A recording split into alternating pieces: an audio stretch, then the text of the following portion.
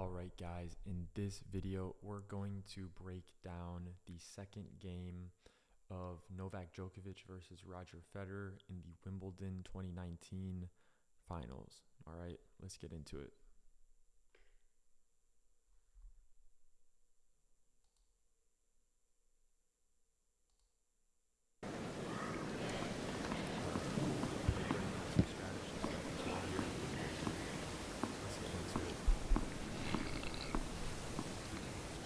So automatically notice how Djokovic, in terms of his inputs, he took care of his routine, right? He bounced the ball, he took his time going through his serve motion. Okay, so I'm gonna let the point play out and I'll break down next steps.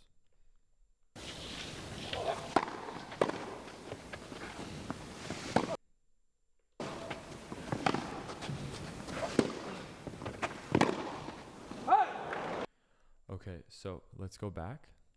Wanted to play the point through first, and now let's analyze it, okay? So first, let's talk about from Roger Federer's perspective, right? So let's say I'm Roger Federer's coach. Roger hires me to coach him, analyze his match play footage, all right? So let's take a look at his inputs in terms of what's within Roger's control in this situation, and let's see if he made the right decisions or the wrong decisions, okay, strategically, percentage-wise. All right, so let's see. So Djokovic serves. Let's see where he serves. So he serves T. Now Federer's hitting a slice, backhand return. That's okay. He's got a one-hander, so that makes sense to use the slice there. If he had a two-hander, would have been tough. I would have preferred to keep two hands on it, but since he's a one-hander, that's okay. Now, he went, says we already watched the point. I know he went deep middle. That's a great target, and he did a good job of executing it from a depth perspective, okay? Now, I do think he floats the ball a little bit, but let's see here. So he floated it, which gives Djokovic a lot of time to recover. See how he's already back behind the baseline fully. Djokovic is already behind the baseline fully before the ball even bounces. So see, he has his stance. He popped out into the open stance here. Okay, he still turned, and as the ball bounces and he got his balance and he's generating a lot of force from the ground up. Okay, so Djokovic decides to dictate by going inside out, okay, to take advantage of doing damage to Federer's backhand, okay? So he executes a great ball deep. Now Federer chooses to slice this here. All right, so let's see what target Federer utilizes here. He should be going cross court in this particular scenario. Okay, so he goes cross court. It's a little short for a slice because you see the ball landed right around here, right a little bit past the service line. Against one of the best players in history, Novak Djokovic, like that's not going to do enough damage. So there's two things there. Number one, Federer should have got the ball deeper, okay? And he should have hit the ball more cross court so that Djokovic isn't able to run around and hit his forehand here and dictate, okay? But with that being said, he did go cross court, so strategically, he at least kept it cross, all right? But for an advanced player like Federer, obviously, like one of the GOATs, if not the GOAT, like that's not going to cut it in the Wimbledon final. Okay, so because Federer was over here, Djokovic decided to change direction and move Federer this way. That was a great decision by Djokovic, all right? Especially because obviously he's a way higher level player than most people. So let's say you were a lower level player, maybe he should have gone cross there. But because he's really good, he can execute this shot with a lot of consistency, okay? And Federer was actually over here in this particular position, all right? So it was a good decision to move him. So a lot of reasons why to do that. Now, Federer is on the run on this forehand. After being out of position from being over here, Djokovic rips an inside-in forehand. He hits a good shot over here. Now, if I'm coaching this player, they have to go cross-court here. They just have to. Even if you make this ball down the line, okay, let's say he goes down the line here. Even if you make that, Djokovic is already positioned here, so he's pretty close. But what's going to happen is a good player, even if you make this ball, unless you hit a winner on this shot, this person is going to be able to move here and then hit a cross-court ball.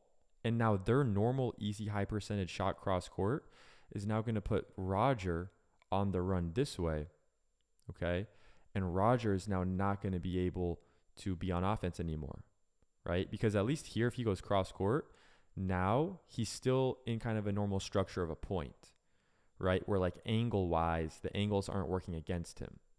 But once you go down the line too early, like if he goes down the line here, now Djokovic is going to be able to put him on the run this way and further the gap and the kind of speed gap in terms of like timing when it comes to Djokovic getting that ball back over to this side while Federer is still over here in this position. So with that being said, let's see what decision Federer makes here. Okay, so look. He goes down the line.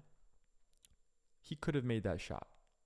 He's made that shot probably a ton of times, and he's also the GOAT, right? So it's like he can technically go for that shot. However, the rules apply to everybody still, okay? If Federer were to have gone cross-court, he probably would still be in the point. So that's a little bit of a mental lapse in terms of sloppiness. And I think objectively, it's pretty safe to say that he should have gone cross-court there. Okay, unless there's a reason to pull the trigger. So like, let's even go back and watch that situation again. And let's even watch it from the beginning, from the first serve. And then let's see, like, was there a momentum or was there a reason to go there?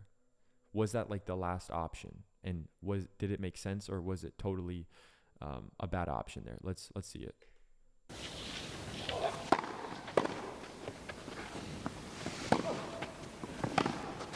Also, another thing is he hit a slice there. You can do that, but I would have preferred Roger to just literally just rip the backhand cross court. To me, it's like, dude, if you can't rip your backhand topspin cross court and you don't have that confidence, like, what are you doing? Like, you got to have that. Like, you need to have that in your arsenal. And obviously, he has that in his arsenal. But even strategically, I know it's grass and the ball might stay low, but Federer's got to have that confidence that he can rip that backhand against Djokovic, because he can. But he's got to have that confidence. So bailing to the slice, I'm not sure that's a great decision. All right? But nonetheless, let's continue watching it. Let me start it over again.